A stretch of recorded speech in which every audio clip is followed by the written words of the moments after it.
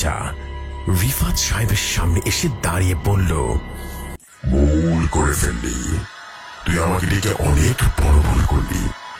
আমি মৃত ছিলাম, ভালোই ছিলাম, জাগিয়ে দিবি।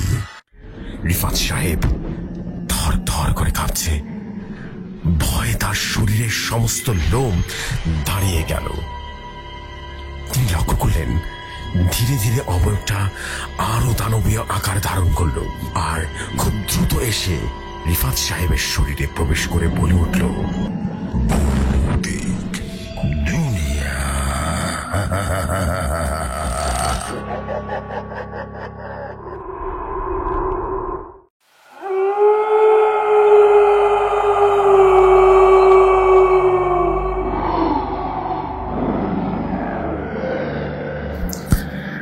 আসসালামু আলাইকুম জসু ভাই, আশা করি আপনি ভালো আছেন, ভালো তনে আছেন। আমি ফিরোজ খান। আজ আবারও ইফরিত জিনের কালো জাদু গল্পের সর্বশেষ পার্ট নিয়ে হাজির হলাম। আশা করি এই পার্টটিতেই আজকের গল্পের ইতি টানব। শুরু করছি আজকের গল্প, ইফরিত জিনের কালো জাদু সর্বশেষ খণ্ড। সন্ধ্যা নেমে এসেছে। বাইরে থেকে ঘরের মধ্যে আলো প্রবেশ করলেও ঘরে শুধু একটা টেবিল ল্যাম্প জ্বালানো। বিলকিস আমাকে চুপ থাকতে বললেও আমি উত্তেজনায় যেন চুপ থাকতে পারছিলাম না। আমি বিলকিসকে ফিস ফিস করে বলতে লাগলাম, বিলকিস, প্রতিরক্ষা বলয় থাকা সত্ত্বেও জিন কি করে বাড়িতে প্রবেশ করে? বিলকিস বলল, আমি তো সেটাই বুঝতে পারছি না, কোনোভাবে বাড়ি জুড়ে প্রতিরক্ষা বলয়ের মধ্যে কি করে জিন প্রবেশ করলো সেটা আমার মাথাতে আসছে না। বিলকিস এই কথা বলতে বলতে ওর হাতের সাথে পেঁচানো তসবিটা সামনে ধরে বলল, তুই যে হোস না কেন, আরিফ ভাইয়ের কোনো ক্ষতি যদি করেছিস না, তবে কিন্তু আজ তোর মৃত্যুর দিন হয়ে যাবে বললাম। বিলকিসের এমন কথা শুনে আরিফ ভাইয়ের মধ্যে থাকা সে জিনটা কান্নাকাটির মতো শব্দ করতে লাগলো, কিন্তু কোনো কথা বলল না। আমি তখন বিলকিসকে বললাম, বিলকিস, তুমি কিন্তু আমার মনে জাগার রহস্যের কথা জানতে চাইলে না। আলো আধারের মধ্যে দাঁড়িয়ে বিলকিস ওর চোখ দুটো আমার চোখের উপরে রাখলো। চোখে ছিল জানতে চাইবার আহ্বান। 123তম জাদু অনুযায়ী বা সাথে জাদু অনুযায়ী খারাপ জিনের কিন্তু যে সীমানায় থাকার কথা নয়। আমার কেন জানি মনে হয় এটা শয়তান ইফরিতি জিন নয়। আমার কথা বিলকিস পুরোপুরি ফেলে দিতে পারলো না, শুধু বলল, আরিফ ভাইয়ের শরীরে কিন্তু ইফরিত জিনের কাঁটা প্রবেশ করানো হয়েছে। আমি বললাম, তুমি যেভাবে পারো আরিফ ভাইয়ের সাথে থাকা জিনের সাথে কথা বলো। তখন বিলকিস বলল, এতক্ষণ আমার হাতে ওই তেজবিটা দেখে জিনের কথা বলা শুরু করবার কথা, কিন্তু বলেনি। তবে এখন যা করব তাতে করেও কথা বলতে বাধ্য হবে। আমি বললাম, কি করবে? বিলকিস বলল, আরিফ ভাইয়ের নাকের মধ্যে রসুনের রস দিলেই দেখবে কিভাবে শয়তানটা কথা বলছে। রসুনের রসে ওদের চোখ রীতিমতো জ্বলতে থাকে, আগুনের শরীরে আগুন জ্বলে। ও আমাকে দ্রুত রসুনের রস বানিয়ে নিয়ে আসতে বললে আমি রান্নাঘরের দিকে দৌড়ে চলে যাই। দ্রুত রসুনের রস বানিয়ে রীতিমতো ফিরে এসে দেখি বিলকিস তখন ওই জিনটার সাথে যোগাযোগ করার চেষ্টা করেই চলেছে, কিন্তু কোনোভাবেই যেন পারছে না। আমি তখন ওকে বললাম, বিলকিস, তুমি প্রতিরক্ষা বলয় বা 123তম সাদা সাথে উঠিয়ে নাও, তখন হয়তো বা কোনো পরিবর্তন আসতে পারে। আমার কথা বোধহয় ওর মনে ধরলো। ও তখন খাটের পাশে টেবিলের উপরে রাখা এক গ্লাস পানি ছিল, ওটা নিয়ে ওটাতে কি সব মঞ্চ পড়ে যেন চার কোনায় ছিটিয়ে দিয়ে আবারও সূরা নাস পড়তে বসে গেল আর বলল, এবার তুই কথা বলতে পারবি ইফরিত? কে তুই, কিভাবে এসেছিস? কিন্তু কোনোভাবেই জিনের মুখ থেকে যখন একটা কথা বের করা যাচ্ছিল না, হঠাৎ করে বারান্দার এক অশরীরী ছায়ার আবির্ভাব ঘটে গেল। আমি হঠাৎ সেই ছায়া দেখে প্রচন্ড রকমের ভয় পেয়ে হুড়মুড় করে খাট থেকে উঠে পড়ি। বিলকিস ঠিক তখনই বাম হাত দিয়ে আরিফ ভাইয়ের বাম হাতটা শক্ত করে ধরে ফেলে। বারান্দা থেকে সুমিষ্ট এক কণ্ঠ বলে ওঠে, বিলকিস, আরিফের হাতটা ছেড়ে দে। আরিফের মধ্যে যে জিন প্রবেশ করেছে ওকে আমার কাছে চলে আসতে দে, আমি আরিফের কোনো ক্ষতি করব না। ততক্ষণে আমাদের বুঝতে বাকি রইল না যে ইফরিত শয়তানটা আবারও চলে এসেছে। আমি তখন পাশ থেকে বললাম, জিনেরা কিন্তু টেলিপোর্টেশন করতে পারে, সুতরাং এমন হতে পারে যে আরিফ ভাইয়ের মধ্যে যে শয়তানটা আছে কিন্তু জাদু করে টেলিপোর্টেশনের ক্ষমতা ব্যবহার করে ও বাইরে এসে কথা বলছে। বিলকিস তখন বলল, না ফিরোজ, আমি আরিফ ভাইয়ের হাত ধরে আছি। এই অবস্থায় কখনো টেলিপোর্টেশনের ক্ষমতা ব্যবহার করা সম্ভব নয়। তাছাড়া তুমি যা বলছো একটু আগে এইটাই সত্য বলে মনে হচ্ছে আমার কাছে। মানে সাদা চাদর বনই থাকা অবস্থায় কোনো খারাপ জিনের প্রবেশ করা সম্ভব নয়। তাহলে এমনটা হবে যে আরিফ ভাইয়ের সাথে অন্য কোনো জিন অবস্থান করছে। বিলকিস অশরীরী ছায়াটাকে উদ্দেশ্য করে বলল, না, আমি কোনোভাবেই ভেতরে থাকা সেই জিনটাকে বাইরে যেতে দেব না। তুই কি করবি? সে বলল, সেক্ষেত্রে আমি আরিফকে বেড়ে তবে ওকে দিয়ে যাব। বিলকিস বলল, তাই নাকি? আগের দিন আমি মানুষ পড়ে আমাকে ছোট করে গিয়েছিলি। আজ তোকে বোঝাবো কার ক্ষমতা বেশি। তুই যদি আরিফ ভাইকে মারতে চাস তবে ভেতরে থাকা জিনকেও কিভাবে খতম করতে হয় সেটা কিন্তু আমি জানি।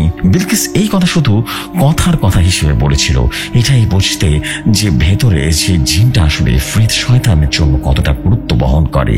কথার মারপ্যাচ যদি একবার কোনো জিনকে আটকানো যায় তবে তার চাইতে বড় সফলতা জাদুর জগতে আর একটাও নেই, হোক সে সাদা জাদু কিংবা কালো জাদু। অশরীরী ছায়াটা হঠাৎ করে বারান্দার মেঝেতে হাঁটু গেড়ে বসে পড়ল, কান্না স্বরে বসে পড়ল। বিলকিস, তুই ভুলে ওই কাজ করিস না। তোর পায়ে পড়ি, আমি আরিফের কিছু করব না। শুধু ওকে ছেড়ে দে, আমি আর কখনো তোদের পথ মানাবো না। ইফরিতের এমন আচরণে প্রথমে কিছুটা আবেগপ্রবণ হয়ে পড়লেও আমরা এই মাঠের পুরনো খেলোয়াড়। শয়তান জানে মানুষকে কিভাবে ইমোশনালি ব্ল্যাকমেইল করতে হয়। শয়তানের চাইতে এই কাজটা ভালো আর কেই বা করতে পারবে। আমি শয়তানটাকে উদ্দেশ্য করে বললাম, নিবেদিতা কোথায়? কেন লুকিয়ে রেখেছিস? আর যতদূর বুঝতে পেরেছি, জানতে পেরেছিস, তুই সেই শয়তান ইফরিত যে কিনা কোনো এক কালে এক খুন জিনকে খবর পাচার করার অপরাধে মেরে ফেলেছিলিস, আর সাথে একজন তান্ত্রিককেও মেরে ফেলেছিলিস। পাশ থেকে রীতিমতো বিলকিস বলে উঠল, দেখ ইফরিত, তোদের শয়তানি দুনিয়া অনেক কিছু হয়, কিন্তু এখানে আমাদের মুখ্য বিষয় একটাই, তুই নিবেদিতাকে ছেড়ে দে। নিবেদিতার পরিবারের সাথে তোর এত ভালো সম্পর্ক সেটা জানিয়ে দে। শঙ্করকে জাদু তোর এত বড় সুযোগ করে দিয়েছে সেটাও জানিয়ে দে। এরপরে পুরো পরিবারকে ছেড়ে তুই চলে যা, এই প্রতিজ্ঞা কর, আর কোনো দিন এদের থেকে নজর দিবি না। কিছুটা হুঙ্কার ছেড়ে ইফরিত শয়তানটা বলে উঠল, কেউ শঙ্কর কালো জাদু করে আমাকে থাকার সুযোগ করে দেয়নি, মূর্খ কোথাকার। তাহলে তুই কেন শরীরে পরজীবী হয়ে বসবাস করছিস? কে বলেছে যে আমি নিবেদিতার শরীরে পরজীবী হয়ে বসবাস করছি? কেউ বলেনি, এটা আমার ধারণা। কারণ নিবেদিতার ব্যাপারে যা শুনেছি, বুঝতে পেরেছি, তাতে করে আমার এটাই মনে হয়। তোর তো তবে মনে হওয়ার কিছুই আসে না। তবে শোন, আমি তোকে সব কিছু পরিষ্কার করে জানিয়ে দেব, এক বিন্দু মিথ্যা বলবো না। আর আমি যে মিথ্যা বলছি না সেটা প্রমাণও তুই পাবি, কিন্তু বিনিময়ে আমি কিছু চাই। কি চাস? আরিফের মধ্যে থাকা জিনকে তুই মুক্ত কর, আমার কাছে দিয়ে দিবি। আমি জিনকে কোনোভাবে তোর হাতে হস্তান্তর করব না, তবে কথা দিচ্ছি ওকে মুক্ত করে দেব। তারপর সে তোর কাছে যাবে নাকি কি হবে সেটা তোদের ব্যাপার, তোরা বুঝে নিবি এটা। বেশ, তবে তাই হোক, শুন তাহলে। এরপর সেই মধুর কণ্ঠে, বেলি কণ্ঠে বলল, আমি জানি রিতাই, বুরকান রাজ্যের একমাত্র মুকুটহীন রানী আমার একটা রাজা ছিল, রাজা মুরাদ উল দৌলা। বেশ খ্যাতিমান পালোয়ান এবং জিনের দুনিয়ায় বেশ নাম ডাক ছিল তার। আমাদের ছিল সুখের রাজ্য, সুখের সংসার, ভালোবাসার কোনো কমতি ছিল না আমাদের জীবনে। হঠাৎ করে এক দুরারোগ্য ব্যাধি শুরু হলো এবং দুরারোগ্যে আমি আক্রান্ত হই।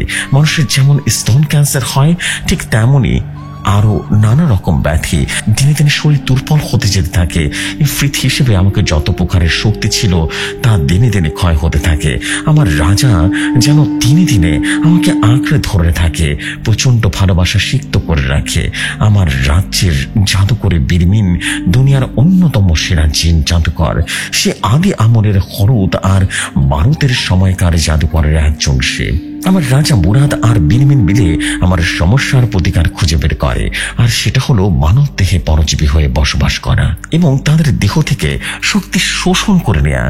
সাথে ছিল শারীরিক মিলন, কিন্তু এই শারীরিক মিলনের ব্যাপারে এমন নয় আমি তা দ্বারা আনন্দ অনুভব করি, বরং মানুষের শরীর থেকে যখন শারীরিক মিলন দারুণ প্রচন্ড রকমের শক্তি ক্ষয় হতে থাকে, সেই ক্ষয় হয়ে যাওয়া শক্তি আমি শুষে নিই। আমার মধ্যে শক্তির নাশ নেই, ঠিক আত্মার মতনই। জিনেরা বিনিময় প্রথাতে বিশ্বাসী। সে ভালো হোক কিংবা মন্দ হোক, যদি শয়তানের অনুসারী হয় তবে সে শয়তানি কাজ অনুযায়ী কিছু চেয়ে নেবে, আর যদি ভালো জিন হয়ে থাকে তবে এটাই চাইবে যাতে করে তুই আল্লাহর পথে থাকিস, কারণ তাতে করে সে জিনের স্বভাবে। ঠিক তেমনই হঠাৎ একবার রাজ্য পার হয়ে অন্যদিকে যাচ্ছিলাম। এমন সময় দেখি আমার রাজ্যের সীমান্তে আরেক রাজ্যের শয়তান জিন এসে একেবারে এক নারীকে দূর করে কানাছাড় কালো আছর করে দিয়ে যাচ্ছে। আমার কাছে ব্যাপারটা ভালো না লাগায় আমি ওই মানবীকে রক্ষা করি এবং মানবের সাথে বিশেষ সখ্যতা করে তুলি। সেই সখ্যতার জের ধরেই আমি তার কাছে জীবন শক্তি দিয়ে রীতিমতো নিতে থাকি এবং দিনে দিনে কিছুটা হলেও সুস্থতা অনুভব করি। কিন্তু কথায় আছে, বেশি সুখ নাকি কপালে সয় না। আমার জীবনও তাই হলো। আমি নারী জিন, মাতৃত্ব বোধ আমার ভেতরেও আছে। আমি যখন কিনা দিনে দিনে ভালো কাজ করতে সক্ষম হলাম, ঠিক তখনই হঠাৎ না বলে আমার রাজা আমাকে ছেড়ে দিয়ে চলে গেল, আর কখনো ফিরে এলো না। আর তার কারণ হিসেবে জেনেছিলাম এটাই যে আমার সন্তান হোক, সেটা সে চায় না। কারণ অবশ্য দুটো, এক আমার শারীরিক অবস্থা, দুই তার বাবা হবার কোনো ইচ্ছে নেই। আর এই গোপন খবরটা জেনেছিলাম সেই মানবী বন্ধুর কাছ থেকে। তার নাম ছিল আতিয়া। যেহেতু এইটা গোপন ছিল এবং তাকে গোপন রাখতে বলেছিলাম, সেহেতু তার উচিত ছিল এই তথ্যটা গোপন করা, কারণ আমি চাইনি কোনো সাধারণ মানুষ আমার ঘরের কথা জেনে যাক। আতিয়া অবশ্য জেনেছিল নবাবী খুল জিনের এক সদস্যের কাছ থেকে। জানি না তুই নবাবী খুল সম্পর্কে কিছু জানিস কিনা। বিলকিস তখন বলল, না আমি জানি না। তখন সে জিন বলল, বাংলার নবাব সিরাজউদ্দৌলার সময় থেকে পূর্ব এবং পশ্চিম বাংলার যে সকল ঘুল ব্রিটিশ বিরোধী আন্দোলনের কতিপয় মানুষের সাথে সংযুক্ত ছিল তারাই হলো নবাবী খুল। জিনদের ইতিহাস বলে তার সময় ঘুলেরা হাজার চেষ্টা করেও নবাবের বিরুদ্ধে করা চক্রান্তকে আটকাতে পারেনি, কারণ কথিত আছে যে ঘোষেটি বেগমের সাথে কিছু শয়তান বাণীর জিনের সখ্যতা ছিল। তারা অতি রকমের শক্তিশালী হওয়ার কারণে ঘুরেরা কোনোভাবেই নবাবের মৃত্যুকে রুখে দিতে পারেনি। আর এই কারণে বাংলা জিনদের মধ্যে নবাবী জিনদের একটা আলাদা নাম আছে। সবচাইতে বড় কথা, আমার রাজা মুরাদউদ্দৌলার নামের সাথে নবাব সিরাজের নাম মিলে থাকাতে নবাবী খুলেরা কেন জানে আমার রাজাকে বেশ সমীহ করে চলে। যাই হোক, এদিকে সেটাই ছিল সর্বপ্রথম কোনো ঘোলের ওপর রাগ। কারণ নবাবী খুলের কাছ থেকে এমনটা আমি আশা করিনি। সে কিসের বিনিময়ে এমনটা করেছিল তা জানি না, তবে আতিয়ার উপরে আমার বিশ্বাস ছিল বিধায় আমি কিছুই মনে করিনি। কারণ সে সময় হয়তো ঘুল আমাকে খবর দিতে ভয় পেয়েছিল, তাই আমার বিশ্বাসে খবর দিয়েছিল। কিন্তু আতিয়া আমার বিশ্বাস ভঙ্গ করে। তার এক আত্মীয় রাবিয়াকে আমার অসুস্থতার ব্যাপারটা বলে দিয়েছিল, যা কিনা আমি গোপন রাখতে বলেছিলাম। ব্যাস, আমি নিজেকে সামনে রাখতে পারিনি। আতিয়ার গলা ছিঁড়ে শরীরটা আলাদা করে ফেলি। আলাদা করার পরেও আমার দিকে তাকিয়েছিল। শেষবারের মতো রানী উচ্চারণ করে মৃত্যুর করে ঢলে পড়ে। তারপর আতিয়ার ছিন্ন ভিন্ন দেহ রাবিয়ার পাশে ওকে ফেলে রাখি। তোরা কি জানতে চাস কি রাবিয়া? আমরা দুজনে রীতিমতো সমস্বরে বলে উঠলাম, কে? ইফরিত রানী রিতাই তখন বলল, এই রাবিয়া হলো নিবেদিতার নানি। বুঝতে পেরেছিস তুই? অশরীরী ছায়ার আবর্তিত ইফরিত রানী রিতায়ের কথা শুনে আমি বিলকিসের দিকে তাকালাম।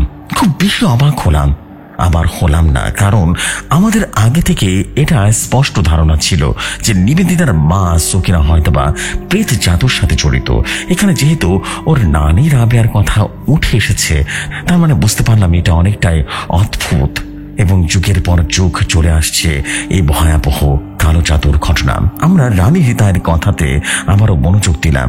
এই রাবিয়া হলো নিবেদিতার নানি, কিন্তু এখানে একটা বিশাল কিন্তু আছে, আর এই কিন্তুর জবাব একটু পরে পেয়ে যাবি তোরা। রিতায়ের কথাতে আমরা যেন একটু নড়ে চড়ে বসলাম।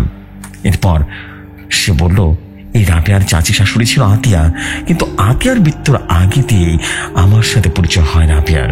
পরবর্তীতে রাবিয়ার সাথে আমার যখন পরিচয় হয়, রাবিয়া আমার কাছে কিছু চেয়ে বসেছিল, আমিও বিনিময়ে কিছু নেইনি। রাবিয়ার স্বামী রাজাকার, মুক্তিযুদ্ধের সময় পাকিস্তানি হানাদার বাহিনীর দোসর ছিল বিধায় মুক্তিযুদ্ধ শেষ হলে সে চরম দুঃসময় পতিত হয়, আর তার এই দুঃসময়ের পাশে গিয়ে আমি দাঁড়াই। কিন্তু আমার শোক যেন কারো সহ্য হয় না। সহ্য হয়নি ছদ্মবেশে থাকা তান্ত্রিক ঋষুর। তার উদ্দেশ্য ছিল রাজাকার সরফরাজ শেখের গোমর ফাঁস করে দেয়া এবং আমাকে পাকড়াও করে মেরে ফেলা।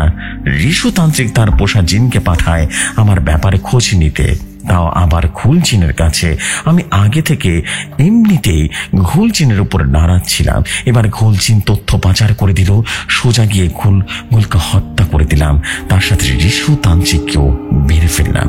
একই দিনে 3টা হত্যাকাণ্ড। ইচ্ছে ছিল 4টাকে মেরে হত্যা করা, কিন্তু একটা জিন হাত ফসকে চলে যায়, পানি যায় তান্ত্রিকের পোষা জিনটা।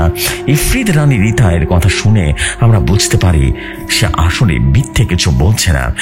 বিলকিস তখনও আরিফ ভাইয়ের হাতটা শক্ত করে ধরে আছে। আমাকে ওনার পা ধরে বসে থাকতে বলল, কেননা ভেতরের জিনটা শরীরে এদিক সেদিকে চলাচল করে আরিফ ভাইয়ের হার্টবিট বাড়িয়ে তুলেছিল, যা কিনা মৃত্যুর কারণও হতে পারে। আমরা রিতাইকে জিজ্ঞেস করলাম, ওই জিন তো পালিয়ে গেছে, কাছে পেলে কি মেরে ফেলবে? না, ওকে মাফ করে দিয়েছে। মাফ করে দেওয়ার কথাটা শুনে মনটা যেন আবারও চঞ্চল হয়ে উঠল। বিলকিস আমাকে ওর বাম পায়ের পাতা দিয়ে আরেকটা গুঁতা দিল। আমি বুঝতে পারলাম যে আমি যা ভাবছি সে হয়তোবা সেটাই ভাবছে। তার মানে ঋষু তান্ত্রিকের বন্ধু যিনি এখনো হয়তোবা জীবিতই আছে। তাহলে কেনই বা পানিতে অমন আঠালো দ্রব্য তৈরি হলো? বিলকিস পাল্টা প্রশ্ন করলো রানী রিতাইকে, কেন? কারণ ওকে মেরে আমার লাভ নেই। আমি ঠিক যেভাবে যা কিছু চেয়েছি আজ অব্দি সেভাবে পেয়ে গেছি, শুধু 2টা জিনিস বাদে। কোন 2টা জিনিস? আমি আমার রাজাকে জীবনে আজ অব্দি আর কখনো ফেরত পাইনি, আর একটা একটু পরে জানতে পারবি। ও, তারপর কি হলো? আমি প্রশ্ন করলাম। এরপরেই ঘটলো আমার জীবনের সবচাইতে বড় অঘটন। এমন অঘটনের জন্য আমি কোনোভাবে প্রস্তুত ছিলাম না। আমি বললাম, কিসে অঘটন? রানী হৃদয় বলল, রাজা মুরাদউদ্দৌলা আমাকে ছেড়ে চলে গেল। 3টা খুন করলাম প্রচন্ড ক্রোধের বশবর্তী হয়ে।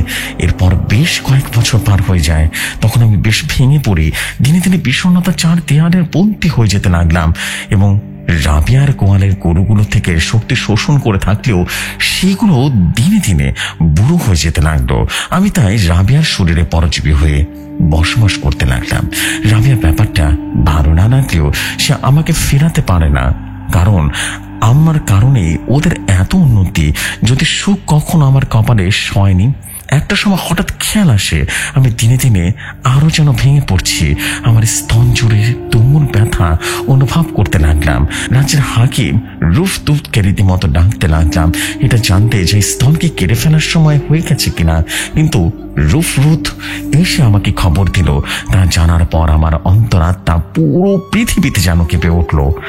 রুফরুত আমাকে জানালো আমার ভেতরে কোনো রোগের জন্য নয়, এই ব্যথা হচ্ছে আমি মা হতে চলেছি, এই জন্য আমার পেটে রাজা মুরাদের সন্তান রয়েছে। আমি কথা কোনোভাবেই যেন বিশ্বাস করতে পারছিলাম না, কারণ আমি মনে প্রাণে সন্তান চাইলেও আমার শরীরের পক্ষে সন্তান ধারণ করা কোনোভাবেই সম্ভব ছিল না। আর যদি সন্তান দিও, তবে সে সন্তান আমার মতো রোগ বালাই নিয়ে জন্মাবে এমন সম্ভাবনা ছিল।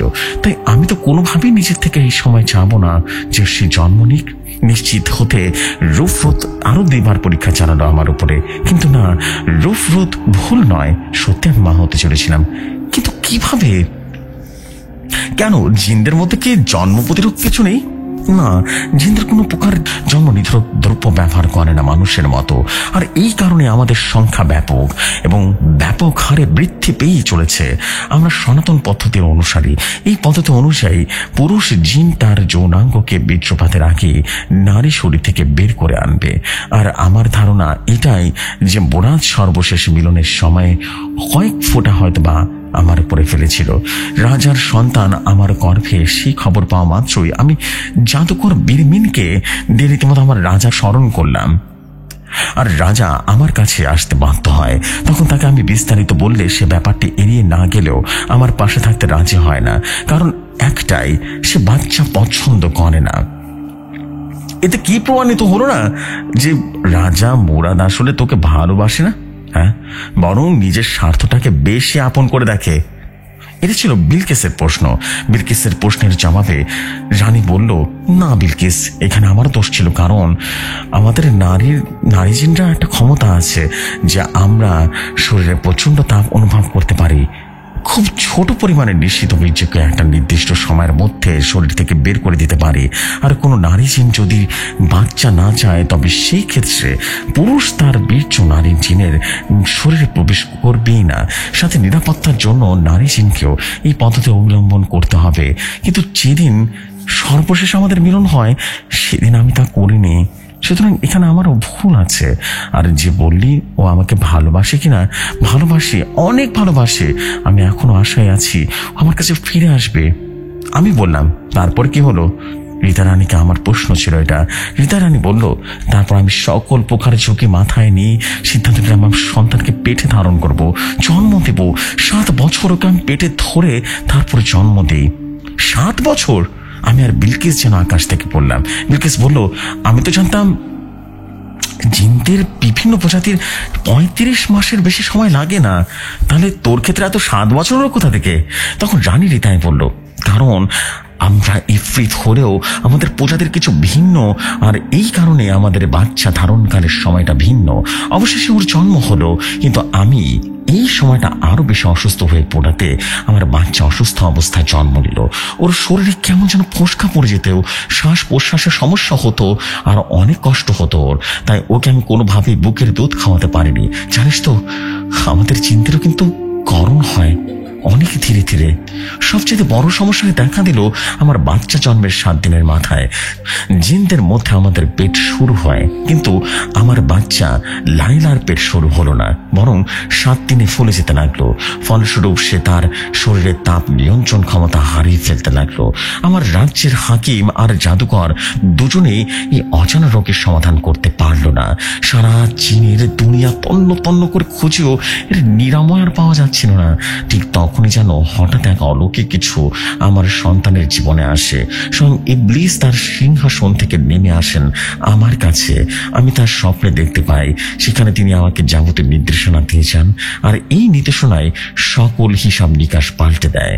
আমি বললাম, মানে কি? পশুটা আমার আর বিলকিসের মুখ থেকে একসাথে যেন আপনা আপনি চলে আসলো। রানী রীতায় তখন জবাব দিল, যে হিসাব নিকাশের কারণে আজ তোরা দুজন আমার পিছু লেগেছিস। রানী রীতায় এই কথা আগামাতা কিছুই ধরতে পারলাম না।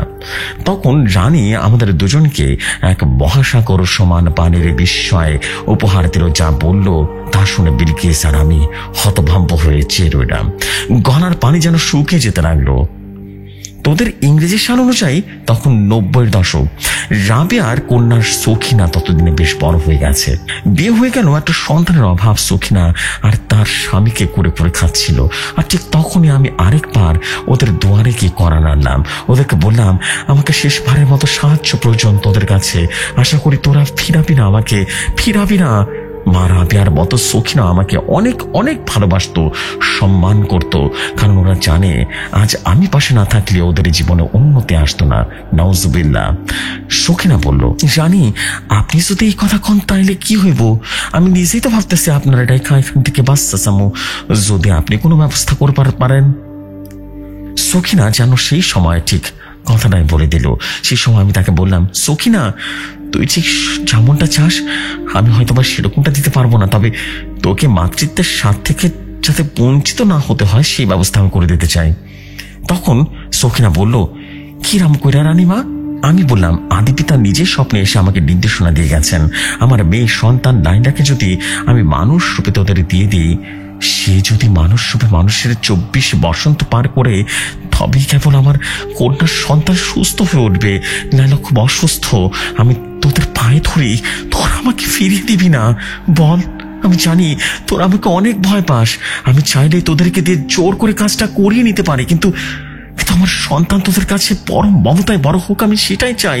আর এই মমতার জোর করে পাওয়া যায় না সখিনা, পাওয়া যায় না। আমার কথাতে সখিনা রাজি হয়ে গেল। লাইলা বড় হতে লাগলো মানুষ রূপে, মানুষের মতো করে নিবেদিতা নামে। কিন্তু এতকাল নিবেদিতা খুনাক্ষরও টের পায়নি, কিংবা ওকে বুঝতেই দেওয়া হয়নি যে সে একজন ইফরিত জিন, ইফরিত জিনের কন্যা। সে একজন ইফরিত কন্যা। আর একটু আগে জানতে চাইলি না কি সে দ্বিতীয় জিনিস যা আমি পাইনি? আমার নিবেদিতাই হলো আমার দ্বিতীয় কষ্ট, যাকে নিজের হাতে বড় করতে না পারার কষ্ট আজও বয়ে বেড়াচ্ছি আমি। রানী রিতায়ের কথা শুনে বিলকিস আর আমি হতভম্ব হয়ে বসে রইলাম। কিছুই যেন বলতে পারছিলাম না। পাশে এক গ্লাস পানিও নেই যে পানি পান করে নিজেকে একটু চড়িয়ে নিব। এটা কি শোনালো? নিবেদিতা তার মানে মানুষ নয়। বিলকিস শুধু এতটুকু বলতে পারলো আমার দিকে চেয়ে, ফিরোজ, আমাদের নিবেদিতা তাহলে ইফরিতি সিনের মেয়ে? হাজারো প্রশ্ন যেন মাথার ভেতরে ভন ভন করে খুললেও সকল প্রশ্নের জবাব যেন তখন ধীরে ধীরে সামনে আসতে লাগলো। নিবেদিতার শরীর গরম থাকার ব্যাপারটা, কিংবা মৃত মানুষের মতো ঠান্ডা হয়ে থাকা, অথবা ঘরে প্রবেশ করা মাত্র লাইটারটা জ্বলে ওঠা, অমাবস্যার সময় মধ্য রাতে শরীরের ভেতরে ব্যথা অনুভব করা, আমারও অনেক প্রশ্ন তা খুঁজে না পেয়ে মস্তিষ্কটা বেশ পীড়াপিড়ি করতে লাগলো। হতভম্ব হয়ে বিলকিস ক্ষীণ কণ্ঠে জিজ্ঞেস করলো রিতাইকে, নিবেদিতা মানে লাইলা এখন কোথায়? ওকে লুকিয়ে রেখেছিস কোথায়? আর সবচেয়ে বড় কথা, আরিফ ভাইয়ের সাথে বিয়েই বা কেন করেছিস? ইফরিত রানী তখন বলল, নিবেদিতা এখন আরিফের শরীরের ভেতরে বন্দি আছে। এই কথা শুনে আমার হার্টবিট যেন একটা মিস হয়ে গেল। সে ব্যাপারটা আমি নিশ্চিত। বিলকিস হয়েছিল কিনা তা আমি জানি না, তবে বিলকিস একরকম চিৎকার দিয়ে বলে উঠল, কি বলিস তুই? নিবেদিতা আরিফ ভাইয়ের শরীরের মধ্যে কিভাবে? সে অনেক কথা। রিতাই এর জবাব শুনে বিলকিস রেগে গিয়ে বলল, রাখ তোর কথা, এখনই নিবেদিতাকে আরিফ ভাইয়ের শরীর মধ্য থেকে বের কর, না হলে যে কোনো সময় আরিফ ভাই মৃত্যুবরণ করতে পারে, কারণ নিবেদিতা সঠিকভাবে শরীরে তাপ নিয়ন্ত্রণ করতে পারে না। রিতাই বলল, ওর রোগ চলে গিয়েছে, কিন্তু ও জানে না মানুষ শরীর থেকে কিভাবে বের হতে হয়। রিতাই রানীর কথা শুনে বুঝতে পারলাম নিবেদিতা জিন শক্তির আনারি, কারণ সে সারা জীবন মানুষ হয়ে বসবাস করে এসেছে। বিলকিস এক দৌড় দিয়ে রান্নাঘরে গেল আর আমাকে বলে গেল আরিফ ভাইয়ের হাত শক্ত করে ধরে রাখতে। দেখলাম ফল কাটা চাকু নিয়ে এসে আরিফ ভাইয়ের লাইটারের আগুন চাকুর মাথা গরম করেছে। গরম করতে করতে আরিফ ভাইয়ের কানের কাছে গিয়ে বলল, নিবেদিতা, তোমার প্রচন্ড কষ্ট হবে, কিন্তু সে কষ্ট তোমাকে আরিফ ভাইয়ের শরীর থেকে বের হয়ে আসার পথ দেখাবে। ফল কাটার চাকুটা আরিফ ভাইয়ের কপালে ধরতেই রীতিমতো আরিফ ভাইয়ের মধ্য থেকে নিবেদিতা প্রচন্ড চিৎকার করা শুরু করলো। শরীরের মধ্যে প্রচন্ড গতিতে এদিক সেদিক চলাচল শুরু করলো। আমি জানি সেই সময় আমার কাজটা কি। আমি অপেক্ষায় থাকি ঠিক কখন ও আরিফ ভাইয়ের হাতে তর্জনীতে এসে উপস্থিত হবে। হঠাৎ যখন আরিফ ভাইয়ের তর্জনী এসে নড়াচড়া করা শুরু করলো, আমি সেটাকে শক্ত করে শরীরের সমস্ত শক্তি দিয়ে চেপে ধরলাম। সাথে সাথে আমার সমস্ত মুখ যেন রক্ত ভরে গেল। নিবেদিতা আরিফ ভাইয়ের আঙ্গুল ফাটিয়ে বের হয়ে গেল। সাথে সাথে ইফরিত রানীর কালো ছায়া ধীরে ধীরে মিশে যেতে লাগলো। বিলকিসের বুঝতে বাকি রইল না যে রিতাই আবারও তার কন্যা সন্তানের পিছু নিয়েছে।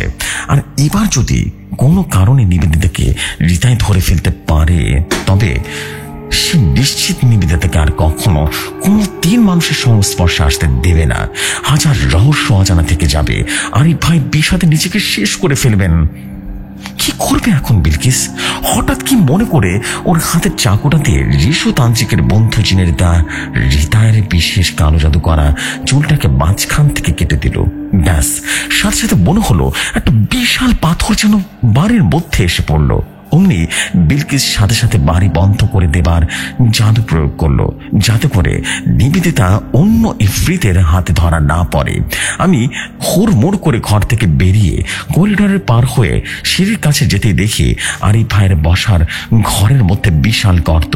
বিলকিস আমার পেছনে পেছনে এলো, এসে আমার ঘাড়ে হাত রেখে বলল, ফিরোজ, ইফরিতটা এখনো পড়ে গিয়েছে। যা বুঝলাম, এই চুলে শরীরে অবশ করে দেবার কালো জাদু প্রয়োগ করা হয়েছে। নিবেদিতাকে নিয়ে ভয় পেও না, নিবেদিতাকে নিয়ে ভয় পেও না, ও ভালো আছে। আমি ওর চলাচল টের পাচ্ছি। চলো আমার সাথে। আরিফ ভাইয়ের জ্ঞান ফিরে আসছে। ওনার আঙ্গুল আর কপালে ব্যান্ডেজ করে দিবে, তারপর ওনাকে নিয়ে বসার ঘরে বসবো। আরিফ ভাইকে নিয়ে বসার ঘরে বসেছি আর তর্জনীতে সাদা ব্যান্ডেজ করে দিয়েছি। প্রচন্ড দুর্বল আরিফ ভাই মানসিকভাবে বেশ ভেঙে পড়েছেন। চোখ দিয়ে অঝরে অশ্রু পড়ছে। নিবেদিতা যখন তার শরীরের মধ্যে ছিল, উনি নাকি সবকিছু শুনতে পেয়েছেন। যখন জানতে পেরেছিলেন যে নিবেদিতা কোনো সাধারণ মানুষ নয়, তখন তিনি শুধু পারেননি বুক ফাটিয়ে চিৎকার করে বলতে, আল্লাহ, আমি কি পাপ করেছিলাম? এত বড় সাজা তুমি আমাকে দিলে। রানী রিতাই অদৃশ্য অবস্থায় মেঝেতে পড়ে আছে, হালকা হালকা কালো ছায়া রূপে। আর নিবেদিতা তখনও এদিকে সেদিকে ছুটে বেড়াচ্ছে, বিলকিস সাদা জাদুর প্রয়োগ করে আবারও মানব রূপে ফিরে আসার চিন্তা ভাবনা করছে, কিন্তু ও জানে না মানুষ রূপে আবারও কিভাবে ফিরে আসবে। কিন্তু সেটার জন্য যা প্রয়োজন সেটাই তখন আমাদের কাছে ছিল না। নিবেদিতা কোনোভাবেই স্থির হতে পারছিল না, কারণ জিন রূপে সে অভ্যস্ত নয়। আমি তখন বললাম, তাহলে কি ইলহামকে একবার ডাকতে? বিলকিস বলল, না না না, আমার বিশ্বাসের ঋষু তান্ত্রিকের সেই জিন আশেপাশে আছে, আমি ওকে ডেকে আনবো। তুমি একটা কাজ করো, গামলার পানিটা বদলে আনো। আমি গামলার পানিটা বদলে আনলাম। বিলকিস সেখানে সাদা জাদু করে ইফরিত রানীর চুলের একটা অংশ ফেলতে গামলার পানির রং সবুজ আকার ধারণ করলো। বিলকিস আমার দিকে তাকিয়ে বলল, ও এসেছে। সে অবশ্য বলল, বিলকিস, আমি জিবরান, কোন প্রজাতির জিন সেটা বলতে স্বাচ্ছন্দ্য বোধ করছি না। আপনাকে অসংখ্য ধন্যবাদ, আমার জীবনটাকে আবারও আমার কাছে ফিরিয়ে দিলেন আপনি। আপনি যদি চান তবে আমি নিবেদিতাকে শান্ত করে মানব রূপে নিজেকে ফিরিয়ে আনার ব্যবস্থা করছি। বলে রাখা ভালো, নিবেদিতাই প্রথমে আমাকে আঘাত করেছিল, তবে সেটা ছিল অনিচ্ছাকৃত। যেহেতু ও জিন, ও আমাকে দেখতে পেয়ে চেষ্টা করেছিল আমার কাছে সাহায্য পাওয়ার জন্য, কিন্তু ওর শরীরে কাঁটা আমাকে আঘাত করে বিধায় আপনি পানির মধ্যে আমার রক্ত দেখতে পেয়েছিলেন। বিলকিস বলল, তাহলে একটা রক্ত ছিল? আমি তো খয়ুম প্রজাতির জিনদের এমন আঠানো রক্ত হয়। আপনি তাহলে অনেক বেশি জ্ঞানী, আমার চিন্তার বাইরে। আপনি আমার প্রজাতির সম্পর্কে সঠিক ধারণায় পোষণ করেছেন। আমি একজন রাজকন্যা নিবেদিতাকে মানব রূপে আনার চেষ্টা করছি। পুরো বসার ঘর জুড়ে একটা নিস্তব্ধ নীরবতা বিরাজ করলো 2 মিনিট যাবৎ। কারো মুখ দিয়ে কোনো কথা বের হচ্ছে না। আরিফ ভাইও কান্না থামিয়ে বসে আছেন। আমি ঠিক ওনার পাশে ওনার হাতটা ধরে বসে আছি।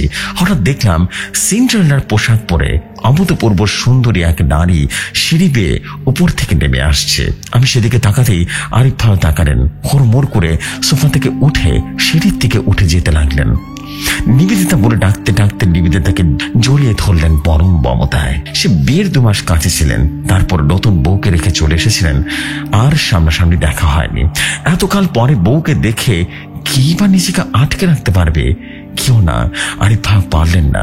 বহুকাল পরে স্বামী স্ত্রীর এমন মিলন দেখে বেশ মায়া লেগে গেল। দুজনকে জড়িয়ে ধরে পাগলের মতো কান্না করছিলেন। সেই দৃশ্য দেখে চোখের পানি সামলানো এক প্রকার যেন কষ্ট হয়ে গেল। না আমি পেরেছি, না বিলকিস পেরেছে, না জিন জিবরান কিংবা ইফরিত রানী রিতাই পেরেছে। নিজের মেয়ে আর তার মানুষ জামাইয়ের মিলন দেখে সে হয়তোবা কোথাও রাজা মুরাদকে অনুভব করছিল। জিন জিবরান হয়তোবা তার ভালোবাসার মানুষকে নিয়ে এবার সংসার করতে পারবে।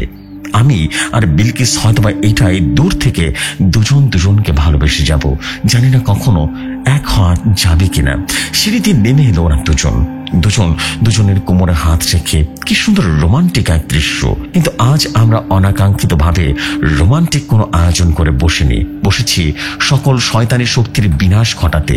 মনে হাজারো প্রশ্ন জন্মে আছে একটা পিহিত করা, কিন্তু এই প্রশ্নের জবাব আদৌ কি মিলবে সেটা আমাদের অজানা। আর সেটা হলো নিবেদিতা তো নিজের আসল পরিচয় জানতে পেরেছে। সে কি তার রাজ্যে ফিরে যাবে মায়ের সাথে, নাকি থেকে যাবে আরিফ নামক এই অসম্ভব রকম ভালো একটা মানুষের সাথে এবং আমাদের সাথে? নিবেদিতা তার মাকে দূরে আলোর ছায়া বসে থাকতে দেখল এক রাশ ঘৃণা সে দৃষ্টিতে।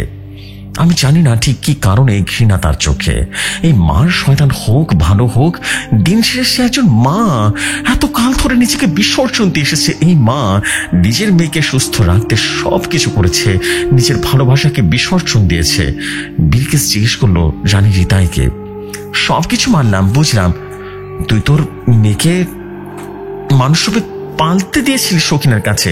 আজ হয়তোবা 24টা বসন্ত পার হয়ে গেছে বিধায় নিজের মেয়েকে নিয়ে যেতে চাস, কারণ তার শারীরিক অসুস্থতা এতদিনে চলে গেছে। হ্যাঁ আমি সব ধরতে পেরেছি। তুই কিন্তু কিন্তু বিন্দুমাত্র মিথ্যে বলিসনি যে এই শরীরে গরম থাকা, ঠান্ডা হওয়া, অমাবস্যার রাতে শরীরে ব্যথা হওয়া সবকিছু ছিল ওর শারীরিক সমস্যা। ইফরিতের বড় ক্ষমতা হলো শরীরের তাপকে ইচ্ছা মতো নিয়ন্ত্রণ করতে পারা ও সেটাকে বিভিন্ন প্রয়োজনে কাজে লাগানো, কিন্তু নিবেদিতাকে সেটা নিয়ন্ত্রণ করতে পারে না। ইবলিস নিজে এসে তোকে স্বপ্নে বলেছিল মেয়েকে মানুষ রূপে 24 বসন্ত পার করাতে, কিন্তু এর সাথে জড়িত ছিল প্রেত জাদু, কালো জাদু, প্রেত সাধনার মধ্যে ইবলিসকে তোরা 3 জন রিতাই, সখিনা, রাপিয়া খুশি রেখেছিলি। বিনিময় ইবলিস নিবেদিতার শরীরের শারীরিক সমস্যা দিনে দিনে দূর করে দিয়েছে বিভিন্ন কালো জাদুর মাধ্যমে। শুধু একটা ব্যাপারই আমি মানতে পারলাম না রিতাই, মেয়েটাকে কেন এই মানুষটার সাথে বিয়ে দিলি তুই? রিতাই বলল, সেটাও ছিল আদি পিতার নির্দেশনা। কিন্তু কেন? বিয়ের নির্দেশনা ছিল এই কারণে যে নিবেদিতা যদি কোনো মানুষকে বিয়ে করে তবে প্রেত জাদু চক্র পূর্ণ হবে, তবে একই সাথে আদি পিতা 100 কোটি শয়তানকে একসাথে প্রসব করতে পারেন। ব্যাস, এটাই ছিল সবকিছুর মূল উদ্দেশ্য, মূল শর্ত। এখন চাইলে নিবেদিতা লাইনা নিজের স্বাধীন মতো করে চলতে পারবে, সুস্থ হয়ে ইফরিত রূপে বসবাস করতে পারবে, আর কখনোই মানব রূপে বসবাস করতে পারবে না। যদি করে তবে ওর সমস্যা আবারও ফেরত আসবে, ও আবারও অসুস্থ হয়ে পড়বে এবং মানবী হিসেবে খুব শীঘ্রই মৃত্যুবরণ করবে। আর এই কারণে আমি শক্তি ফিরে পেলেও ওকে বোরকান রাজ্যে নিয়ে চলে এসেছিলাম। কিন্তু আমার রাজ্যে যে এতদিন আমার বিপক্ষে শক্তি নিয়েছে সেটা কি জানতো? বিপক্ষের শক্তি একজনই আমার কন্যা সন্তানকে নিয়ে পালিয়ে যাবার পথ তৈরি করে দিলে শেষমেশ আমরা কিনা এখানে এসে হাজির হয়ে পালিয়ে যাবার পথ বলতে ওকে রীতিমতো ইফরিতের শক্তি শিখিয়ে দেয়। কিন্তু হয়তো সেটাকে সে আয়ত্ত করতে পারেনি, এত অল্প সময় যা কিনা সম্ভব নয়। আর তাই নিবেদিতা আরিফের ঘ্রাণ শুকে এত দূর চলে আসে। ওকে কাছে পেয়ে ঠিক কিভাবে কি করবে বুঝতে না পেরে ওর শরীরে কাঁটা আরিফের শরীরে ঢুকিয়ে দেয়। ভুল করে ভুল ধোয়া মন্ত্রর কারণে আরিফের শরীরে আটকে যায়, কিন্তু শরীরের মধ্যে ঢুকে কি করবে সেটাই তো সে জানে না এখনো। জিবরান, তোমার কি কিছু বলার আছে রানী রিতাইকে? জিবরান বলল, না বিলকিস, আমার কিছু বলার নেই, তবে রানী রিতাই যদি আবারও কোনো ঘুরের দিকে চোখ তুলে তাকিয়েছে তবে ওর চোখ আমি তুলে নেব। জিবরানের মুখে কথাটা শুনে বলে উঠল, আমাকে জাদু করে ফেলেছিস? আর কি চাস নতুন করে? চাইলে মেরে ফেলতে পারিস, বেঁচে থাকার কোনো ইচ্ছে আমার নেই। জিবরান বলল, না, তুই ধুকে ধুকে মরবি একদিন। আজ এই যে অচল হয়ে পড়লি, আর কোনোদিন কেউ তোকে সুস্থ করতে পারবে না, তোর বাপ এসেও পারবে না। এই কথা শুনে রানী হৃদয় হাসলো আর বলল, আমার বাপই তো এই জাদুর শক্তির সৃষ্টিকর্তা, সে যদি না পারে তবে খেয়ে পারবে শুনি? আমি জানি সবকিছু আদি পিতার পরিকল্পনা। পাশ থেকে বিলকিস বলল, সব জেনে শুনে তোরা তারই পূজা করিস? সৃষ্টিকর্তা আল্লাহ বলে একজন আছে, সেটাকে তোরা ভুলে গেলি? আল্লাহ আমাকে রোগ দিয়েছেন আর আদি পিতা দিয়েছেন রোগের প্রতিষেধক। নাউজুবিল্লাহ। বিলকিস বুঝতে পারল এই শয়তানকে কখনো আর সঠিক পথে ফেরানো সম্ভব নয়, তাই চুপ হয়ে গেল। পুরো ঘরেই যেন নীরবতা নেমে এলো। এই ঘটনার পর রানী রিতাই ফেরত যায় তার রাজ্যে। একরকম খালি হাতেই ফেরত যায়, কারণ নিবেদিতা মানুষ রূপে আরিফ ভাইয়ের কাছে থেকে যায়। যদিও সে সুখ তার কপালে বেশি দিন সয়নি, কারণ প্রেত জাদুর শর্ত, রোগ মুক্তির শর্ত রিতাই যা বলেছিল তাই সত্য বলে প্রমাণিত হতে লাগলো। মানুষ রূপে বসবাস করার কারণে নিবেদিতা আবারও দিনে দিনে অসুস্থ হয়ে পড়তে থাকে। আরিফ সেটা সহ্য করতে না পেরে বিলকিসের সাথে আবারও যোগাযোগ করলো। রানী হৃদয়কে আবারও ডেকে আনলো এবং নিজের ভালোবাসাকে চিরতরে বিদায় জানালো। তবে যাবার আগে নিবেদিতাকে কথা দিয়ে যায় সে একদিন আবারও ফেরত আসবে। নিবেদিতার বিশ্বাস আল্লাহ তার চাওয়াকে একদিন কবুল করবেন। এরপর বোরকান রাজ্যের সকল জিনদের সাথে আমাদের যোগাযোগের মাধ্যমটা জীবনের জন্য যেন বন্ধ হয়ে যায়, কারণ সুস্থ থাকার এটাই একমাত্র শর্ত ছিল। কোনো মানুষের সংস্পর্শে নিবেদিতা কখনো ফেরত আসতে পারবে না, না মানুষ তার খোঁজ নিতে পারবে। এক প্রকার যেন হারিয়ে গেল। তারপর তাগুস নদীতে অনেক জোয়ার এসেছে, ভাটা পড়েছে, আমার জীবনে অনেক পরিবর্তন এসেছে। কালো জাদু, সাদা জাদু, বিলকিস আমার জীবন থেকে হারিয়ে গিয়েছে। তেমনই করে নিবেদিতাও আরিফ ভাইয়ের জীবন থেকে চিরতরে হারিয়ে গেল। এরপর আর কখনো আমরা জানতে পারিনি নিবেদিতা নামক এই ইফরিতি জিন কেমন আছে, কোথায় আছে। আরিফ ভাইকে ছাড়া তার জীবনটাই বা কেমন চলছে। শুধু এতটুকুই বলার আছে, ভালো থেকো ইফরিতি জিনের মেয়ে, অনেক অনেক ভালো থেকো প্রিয় ইফরিতি জিনের মেয়ে। জসু ভাই, এই ছিল গল্প। আশা করি গল্পটি ভালো লেগেছে সবার। ভালো লাগলে অবশ্যই কমেন্ট করে জানাবেন। আপনাদের জন্যই তো এই ঘটনা কালেক্ট করা। আর জসু ভাই, আপনার প্রতি অনুরোধ থাকবে, এই পুরো গল্পটি যেহেতু 4 পর্বে শেয়ার করেছেন, তাই মূলত যেদিন সুবিধা হবে সেদিনই এই পুরো গল্প 1 পর্বে শেয়ার করে দেবেন প্লিজ ভাইয়া। আপনার প্রতি এই দোয়াটা থাকলো, আপনার প্রতি অনেক অনেক ভালোবাসা রইল, এবং আপনি অনেক অনেক দূরে এগিয়ে যান ভৌতিক দুনিয়া নিয়ে। এবং ভৌতিক দুনিয়ার সকলকে জানাই আমার পক্ষ থেকে অনেক অনেক ভালোবাসা। আশা করি গল্পটি সবার কাছে ভালো লেগেছে। আবারও বলছি, ভালো লাগলে অবশ্যই আমাকে জানাবেন, কমেন্টস করে জানাবেন, তাহলে চলবে। ইতি ফিরোজ খান বলছিলাম মিরপুর থেকে।